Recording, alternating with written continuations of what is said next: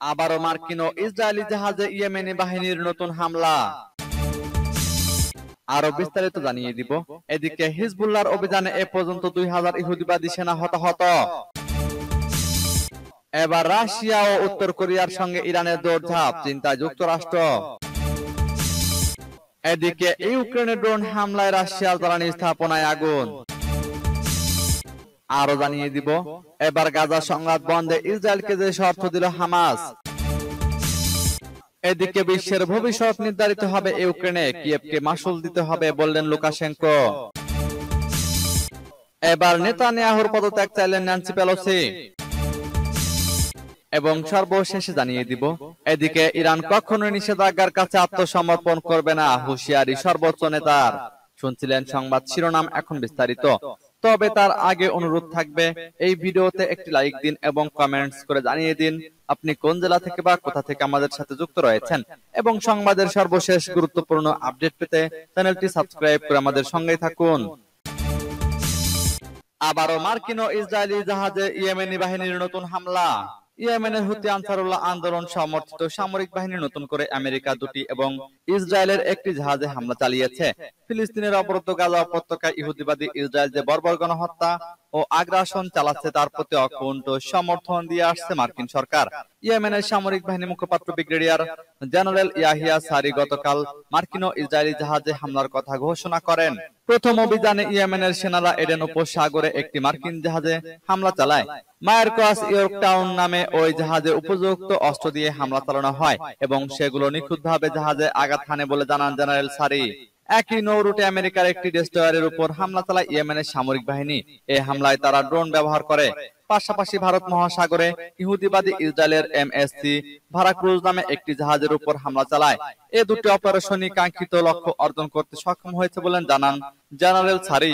গত 7 অক্টোবর দখলদার ইসরায়েল ফিলিস্তিনের জনগণের বিরুদ্ধে বর্বর আগ্রাসন শুরু করে এবং এ পর্যন্ত তাদের গণহত্যামূলক আগ্রাসনে 34,183 জন ফিলিস্তিনি শহীদ হয়েছেন।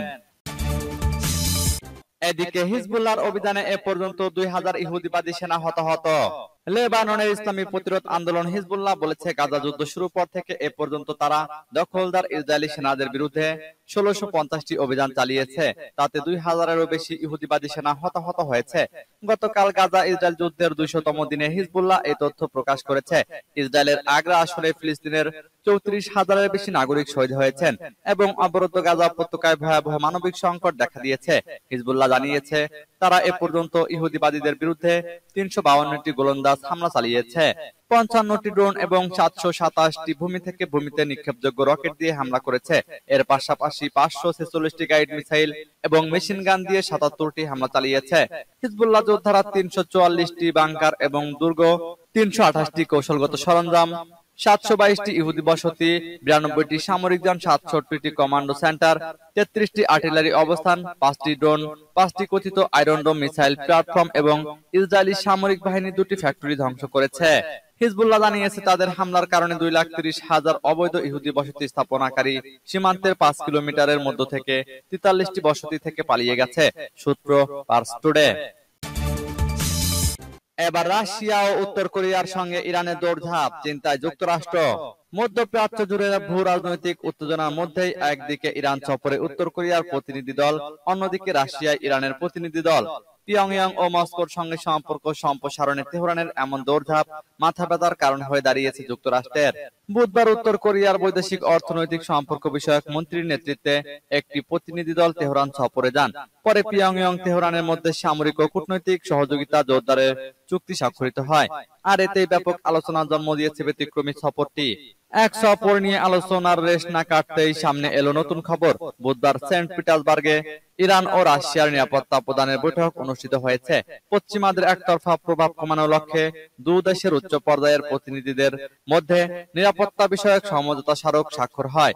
উত্তর কোরিয়া ও রাশিয়ার সঙ্গে ইরানের প্রতিনিধিদের দৌড়ঝাঁপ কেন্দ্র করে উদ্বিগ্ন পাশ্চাত্যের পরাশক্তিগুলো। আন্তর্জাতিক অঙ্গন থেকে প্রায় বিচ্ছিন্ন 3টি দেশই একে অপরের ঘনিষ্ঠ মিত্র। তাদের এমন বন্ধুত্বে রীতিমতো ঘুম হারাম পশ্চিমাদের। বিশেষ করে এই ইস্যুতে যুক্তরাষ্ট্র যেন চোখে সর্ষে ফুল দেখছে। এদিকে ইউক্রেনের ভয়াবহ ড্রোন হামলায় রাশিয়া জ্বালানি স্থাপনায় আগুন। ইউক্রেনের ড্রোন হামলায় রাশিয়া জ্বালানি স্থাপনায় অগ্নিকাণ্ডের ঘটনা ঘটেছে। বুধবার দেশটির সোলেনস্ক অঞ্চলের জ্বালানি সুবিধাগুলোতে আগুন ছড়িয়ে পড়ে। এদিকে ইউক্রেনের খার্কিভে আবাসিক ভবনে রুশ হামলায় 6 জন আহত হয়েছে। এক প্রতিবেদনে এমনটি জানিয়েছে বার্তা সংস্থা রয়টার্স। পশ্চিম অঞ্চলের গভর্নর ভ্যাসিলি আনোখিন এক টেলিগ্রাম মেসেজিং অ্যাপে বলেন, আমাদের অঞ্চলটিতে আবারও ইউক্রেন ড্রোন হামলা চালিয়েছে। সামরিক জ্বালানি এবং বিদ্যুৎ সুবিধাগুলোতে শত্রুদের হামলায় সোলেনস্ক এবং ইয়ারতোসেভো জেলায় আগুন ছড়িয়ে পড়ে। তবে সেসব জেলার কোন কোন কারখানায় আগুন লেগেছে তাৎক্ষণিকভাবে তা জানা যায়নি। টেলিগ্রামে পৃথকভাবে রাশিয়া দক্ষিণ পশ্চিমের লিপেটস্ক অঞ্চলের গভর্নর ইগোর আর্টামনভ জানান, একটি ড্রোন সেখানকার একটি শিল্প অঞ্চলে আঘাত হেনেছে। এতে কোনো প্রকার হতাহতের ঘটনা ঘটেনি। তবে এই হামলায় কোনো ক্ষয়ক্ষতি হয়েছে কিনা কিংবা হামলার লক্ষ্যবস্তু কি ছিল এ নিয়ে বিস্তারিত কিছু জানাননি তিনি। এই তথ্যগুলো স্বাধীনভাবে যাচাই করা যায়নি। এ বিষয়ে ইউক্রেনের পক্ষ থেকেও তাৎক্ষণিকভাবে কোনো মন্তব্য পাওয়া যায়নি বলে জানিয়েছে সংস্থাটি। এবার গাজা সংঘাত বন্ধে ইসরায়েলকে যে শর্ত দিল হামাস। 5 বছর বা তারও বেশি মেয়াদে অস্ত্রবিরতি দিতে প্রস্তুত হামাস। এমনকি সশস্ত্র শাখা বিলুপ্ত করে পুরোদস্ত রাজনৈতিক দল হিসেবেও কার্যক্রম পরিচালনা করতে প্রস্তুত। তবে শর্ত হলো ইসরায়েলকে 1967 সালের সীমানা ধরে স্বাধীন ফিলিস্তিন রাষ্ট্রের প্রতিষ্ঠা মেনে নিতে হবে বলে জানিয়েছে হামাস। মার্কিন সংবাদ সংস্থা অ্যাসোসিয়েটেড প্রেসকে দেওয়া এক সাক্ষাৎকারে হামাসের উপপ্রধান খলিল আল হাইয়ার এসব কথা বলেন। এমন এক সময়ে এই শর্ত ব্যক্ত করা হলো যখন হামাস ও ইসরায়েলের মধ্যে যুদ্ধবিরতির আলোচনা থমকে আছে। আল হাইয়া যুক্তরাষ্ট্র, কাতার ও মিশরের মধ্যস্থতায় যুদ্ধবিরতির আলোচনায় হামাসের নেতৃত্ব দিচ্ছেন। ইস্তানবুলে এপির সঙ্গে আলাপের সময় আল হাইয়া জানান, হামাস গাজা ও পশ্চিম তীরে একটি ঐক্যবদ্ধ সরকার গঠনের প্রতিদ্বন্দ্বী ফাতাহের নেতৃত্বে পরিচালিত প্যালেস্টাইন লিবারেশন অর্গানাইজেশন বা পিএলও তে যোগ দিতে চায়। এ সময় তিনি উল্লেখ করেন, তার দল শর্ত সাপেক্ষে অস্ত্র ত্যাগে প্রস্তুত। তিনি বলেন, হামাস পশ্চিম তীর ও গাজা উপত্যকায় ইসরায়েলের 1967 সালের সীমান্ত অনুসরণ করে একটি সম্পূর্ণ সার্বভৌম ফিলিস্তিন রাষ্ট্র গঠন ও আন্তর্জাতিক রেজুলেশনে অনুযায়ী ফিলিস্তিনি শরণার্থীদের প্রত্যাবর্তন মেনে, এবং এমনটা হলে হামাসের সামরিক শাখা বিলুপ্ত করা হবে।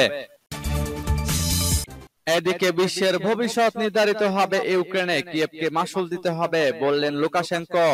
বেলারুশের প্রেসিডেন্ট আলেকজান্ডার লুকাশেঙ্কো বলেছেন, যে কয়েকটি গুরুত্বপূর্ণ বিষয় বিশ্বের ভাগ্য নির্ধারণ করবে তার মধ্যে ইউক্রেন যুদ্ধ একটি। গতকাল তিনি দেশের একজন সংসদ সদস্য, সরকারি কর্মকর্তা এবং রাজনৈতিক ব্যক্তিদের এক সমাবেশে কথা বলেন। লুকাশেঙ্কো বলেন, ইউক্রেন যে নীতি অনুসরণ করছে তার চেয়ে ভিন্ন নীতি অনুসরণ করছে বেলারুশ। চাপের মুখে বেলারুশ নিজের স্বাধীনতার সার্বভৌমত্ব টিকিয়ে রেখেছে, কিন্তু ইউক্রেন পশ্চিমা চাপের মুখে নতি স্বীকার করেছে। তিনি বলেন, এখন সবাই বুঝতে পেরেছে যে আজকের ইউক্রেন একটি মিলিটারি রেঞ্জ, যেখানে বিশ্বের একটি অংশের বিষয়ে সিদ্ধান্ত হবে। বিশ্বের সবচেয়ে বড় পরমাণু শক্তিধর দেশ এখন ইউক্রেনের ভূখণ্ডে যুদ্ধ করছে। অন্যদিকে ইউক্রেনের সরকার দেশের জনগণের জীবনের বিনিময়ে পশ্চিমাদের কাছ থেকে অস্ত্র নিচ্ছে। তারা দর কষাকষির শক্তি হারিয়েছে। আমরা এই বেদনাদায়ক চিত্র দেখছি। বেলারুশের প্রেসিডেন্ট সুস্পষ্ট করে বলেন, ইউক্রেন তার ঐতিহ্যিক দেশগুলোর সাথে বিশ্বাসঘাতকতা করছে, কিন্তু আজ হোক কাল হোক তাদের ভুলের মাসুল দিতেই হবে। সূত্র পার্স টুডে। এবার নেতানিয়াহুর পদত্যাগ চাইলেন ন্যান্সি পেলোসি। যুক্তরাষ্ট্রের পার্লামেন্ট কংগ্রেসের নিম্নকক্ষ হাউস অব রিপ্রেজেন্টেটিভস এর সাবেক স্পিকার ন্যান্সি পেলোসি মনে করেন, ইসরায়েলের কল্যাণের স্বার্থে প্রধানমন্ত্রী বেনিয়ামিন নেতানিয়াহুর শিগগিরই পদত্যাগ করা উচিত। নেতানিয়াহুকে মধ্যপ্রাচ্যের শান্তির পথে বাধা বলে উল্লেখ করেছেন তিনি। খবর সিবিএস নিউজের। রেডিও টেলিফিস ইআরএন কে দেওয়া এক সাক্ষাৎকারে এ প্রসঙ্গে পেলোসি বলেন, ইসরায়েলের অবশ্যই আত্মরক্ষার অধিকার রয়েছে এবং আমরা তা স্বীকারও করি, কিন্তু এ অধিকার রক্ষায় নেতানিয়াহু যে নীতি নিয়েছেন তা যা যা করছেন তা ভয়ঙ্কর এবং আমরা সেসব প্রত্যাখ্যান করছি। বিশেষ করে 7 অক্টোবরের হামলার জবাব তিনি যা করছেন তার চেয়ে নিকৃষ্ট আর কি হতে পারে। হামলার দায় স্বীকার করে তার সরকারের গোয়েন্দা প্রধান পদত্যাগ করেছেন, তারও পদত্যাগ করা উচিত। গত 6 মাসে যা যা হয়েছে সেজন্য সম্পূর্ণভাবে তিনি দায়ী। নেতানিয়াহুকে আল-আকসা ও মধ্যপ্রাচ্য অঞ্চলে শান্তির পথে বাধা মনে করেন কিনা প্রশ্নের উত্তরে সাবেক হাউস স্পিকার বলেন, অবশ্যই মনে করি। আমি জানি না তিনি শান্তিকে ভয় পান কিনা, শান্তিতে বসবাস করতে অক্ষম কিনা, কিংবা শান্তির প্রতি অনাগ্রহী কিনা, কিন্তু তিনি দীর্ঘদিন ধরে দ্বিরাষ্ট্র সমাধানের পথে সবচেয়ে বড় বাধা হয়ে দাঁড়িয়ে আছেন। সাক্ষাৎকারে বাইডেন প্রশাসনকে ইসরায়েলকে অস্ত্র সরবরাহ বন্ধের আহ্বান জানিয়েছেন ডেমোক্রেটিক পার্টির এই জ্যেষ্ঠ নেতা।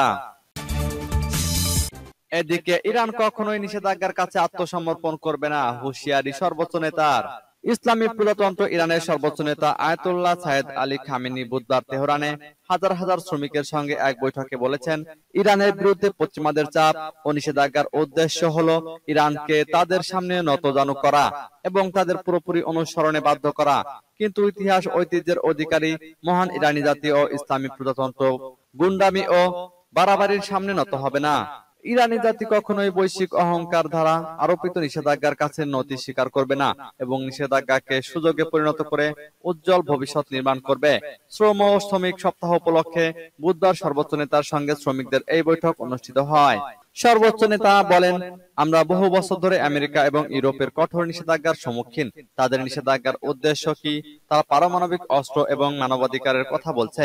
এটা মিথ্যাচার, এগুলো কিছুই নয়। সন্ত্রাসবাদকে সমর্থন করা হচ্ছে। এই অভিযোগে ইরানের বিরুদ্ধে নিষেধাজ্ঞা আরোপ করা হচ্ছে। তাদের দৃষ্টিতে সন্ত্রাসবাদী কারা? গাজাবাসীরা সন্ত্রাসী।